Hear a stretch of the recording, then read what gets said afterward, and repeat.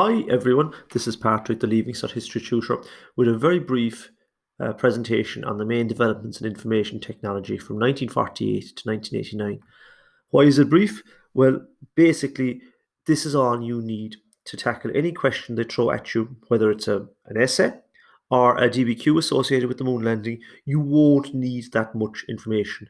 And I'd say a lot of you are glad to hear that, because some people find this very off-putting, this whole thing about IT and computers.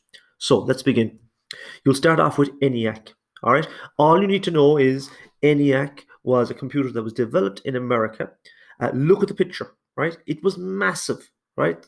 It would fit into a sports hall. It wasn't that powerful though, okay? However, it was developed for the US military, who needed it to work out the trajectories of missiles and bombs, okay? After that, you go on to UNIVAC, another big, massive computer, okay?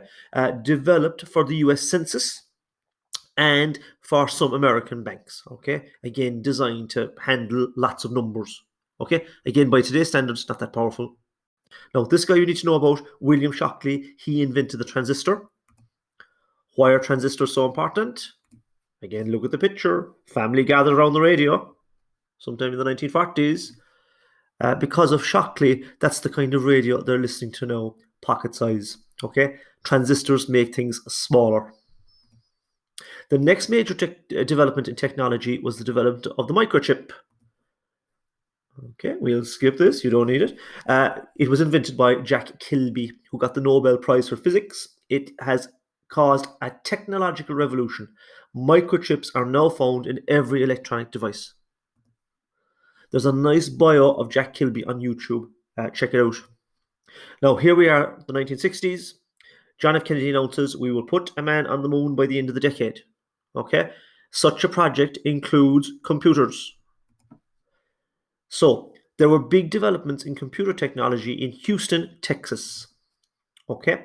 Here, NASA used a machine designed by IBM at the University of Houston. It was advanced for its times, but in order to give it instructions, you put in punch cards, right? So you'd ask it a question, usually a complicated equation, and sometime the next day it would give you the answer.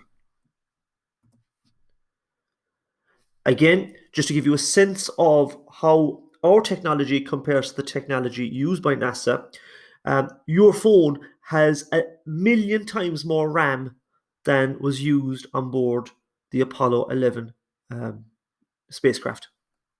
That says something.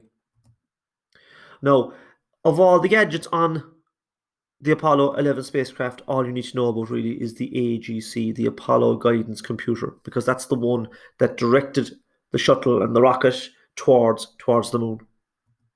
Then, now, if you're still with me, again, a lot of people find this topic very, very off-putting, but this should bring us closer to what's in your pocket, right, in terms of technology. So we're into the 70s and the arrival of Apple and the Apple II computer. The first affordable, reasonably easy to use personal computer. It was the making of this man, Steve Jobs, and I suppose it started him on the path to creating devices like the Mac, the iPod, the iPhone, and the iPad.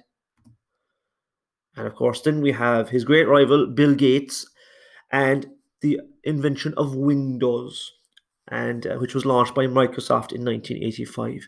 Again, this made computers even easier to use. The whole thing with Windows is you point at something at the screen, click, and something happens, right? Couldn't be simpler. So, what have we got? We have two huge companies that are currently now racing to be the first $2 trillion company. Wow. So, to conclude, what was the impact of computers on the US and the world? Well, it has revolutionized our lives, our work. It has turned the world into a global village. It's never been easier to get information. Sometimes the information can be false, fake news, etc. It has created millions of jobs. It has made us more efficient if we're not stuck on social media all the time, okay? But has cost a lot of people their jobs at the same time also. So there you go. We flew through it. The main developments in information technology from 1948 to 1989. Okay, so if you are covering the moon landing, whether as a DBQ or an essay, I'd cover this also. We just have. Okay?